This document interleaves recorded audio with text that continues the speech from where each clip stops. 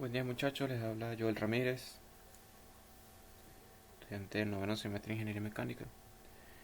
Y hoy les estaré hablando bastante acerca de la nomenclatura de los compuestos y ciertas características importantes en la materia en general.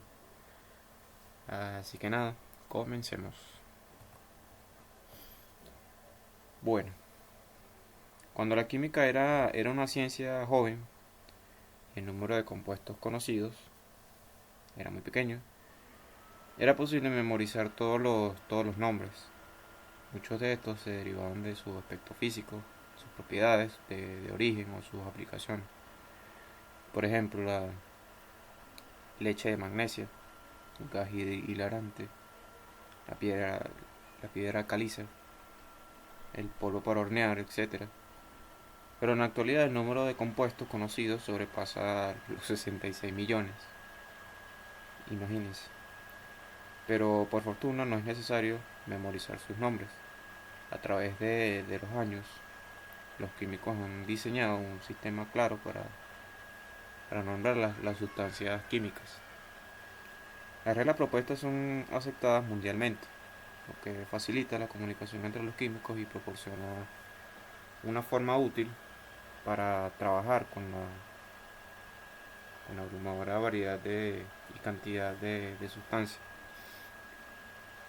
El aprendizaje de estas reglas en el momento actual proporciona un beneficio casi inmediato a medida que se avanza en el estudio de la química. Así que para iniciar el estudio de la nomenclatura química, es decir, el nombre de los compuestos químicos, es necesario primero distinguir entre compuestos inorgánicos y los compuestos orgánicos. Así que bien, los compuestos orgánicos contienen carbono comúnmente combinado con elementos como hidrógeno, oxígeno, nitrógeno o también azufre. El resto de los compuestos se clasifican como compuestos inorgánicos. Por conveniencia, algunos compuestos que contienen carbono, como monóxido de carbono o dióxido de carbono, o compuestos que contienen el grupo cianuro, así como los grupos carbonato y bicarbonato, se consideran compuestos inorgánicos. Más adelante entraremos en el tema de los compuestos orgánicos. Así que bueno, entramos primero en la nomenclatura de los compuestos inorgánicos. Bien, para organizar y simplificar el estudio de la nomenclatura, los compuestos inorgánicos se dividen en cuatro categorías: compuestos iónicos, los compuestos moleculares, ácidos y bases, y los hidratos. Trabajaremos con los compuestos primero. Primeramente trabajemos con los compuestos iónicos y luego los moleculares. Para el próximo video continuaremos con los otros. Y así evitamos que el video se vuelva tan extenso. Bien, usted sabe que los compuestos iónicos están formados por cationes o iones positivos y también aniones o iones negativos. Con alguna excepción, pero todos los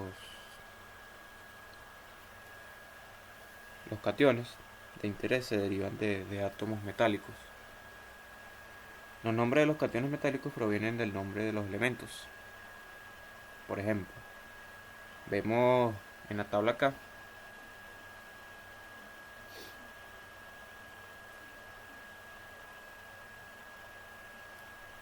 el sodio, denominado ion sodio o cation sodio. Y los demás que observamos acá, el potasio, el magnesio y el aluminio. Ahora bien, muchos compuestos iónicos son compuestos binarios o compuestos formados solamente por dos elementos. Para estos compuestos binarios primero se nombra el anión no metálico, seguido por el catión metálico. Por ejemplo, el cloruro de sodio, según los iones monoatómicos, según los iones monotómicos comunes ordenados según sus posiciones en la tabla periódica, que observamos en la diapositiva siguiente, encontramos ambos elementos ionizados.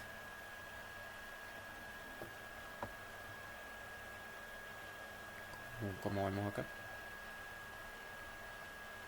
Entonces la nomenclatura del anión se forma tomando la primera parte del nombre del elemento, del cloro en este caso,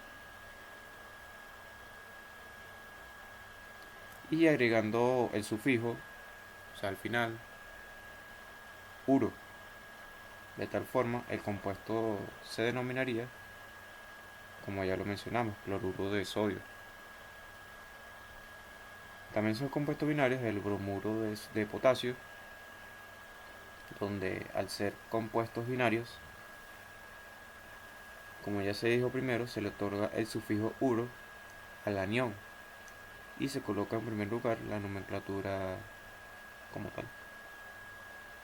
Como vemos en la tabla de iones monotómicos, el elemento ionizado negativamente es el bromo, lo encontramos acá, de rojo. Por lo que entonces el compuesto se denominaría bromuro de potasio, como vemos acá.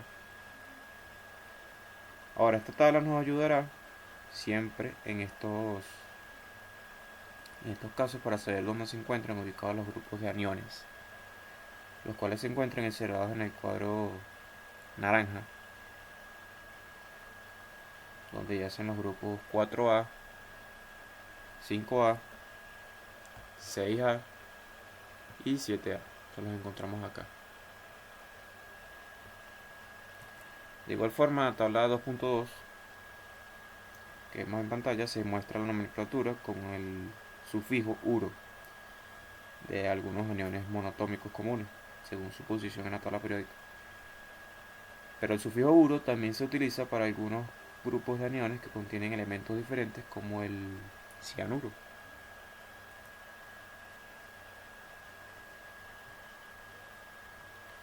Ahora, existen otras sustancias iónicas que se denominan compuestos ternarios, lo que significa que son compuestos formados por tres elementos. En la tabla 2.3 que mostraremos acá a continuación, se enumeran en orden alfabético. Pero que se enumeran en orden alfabético los nombres de algunos cationes y aniones comunes. Algunos metales en particular, como los metales de transición, que son los elementos de los grupos 1B y 3B, 8B, como vemos acá en la tabla.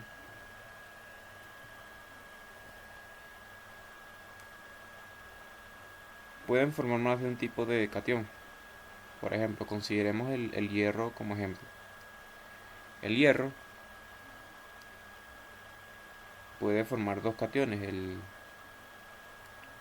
con dos protones y tres protones.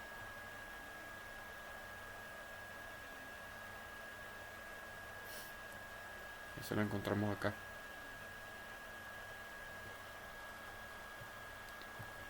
El sistema antiguo de nomenclatura, que todavía tiene cierto uso, asigna el sufijo oso al catión con menor carga positiva y el sufijo ico al catión con mayor carga positiva. Acá vemos más comparaciones de lo que venimos mencionando. Y a la derecha los nombres de los compuestos que forman estos iones hierro con el cloro, respetando la analogía de que hemos venido explicando acerca de los aniones y los cationes. Pero ojo, cada vez es más común designar los diferentes cationes mediante el empleo de números romanos. Este método recibe el nombre de sistema de Stock. De acuerdo con este sistema, el número romano 1 indica una carga positiva solitaria.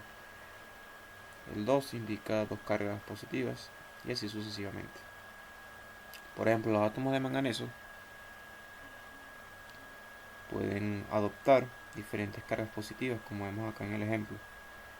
Los nombres de estos compuestos se leen óxido de manganeso 2, óxido de manganeso 3 y óxido de manganeso 4. Al emplear el sistema Stock, el ion ferroso y el ion férrico se designan como hierro 2 y el hierro 3, respectivamente. El cloruro ferroso se denominará cloruro de hierro, cloruro de hierro 2, en tanto que el cloruro férrico será el cloruro de hierro 3.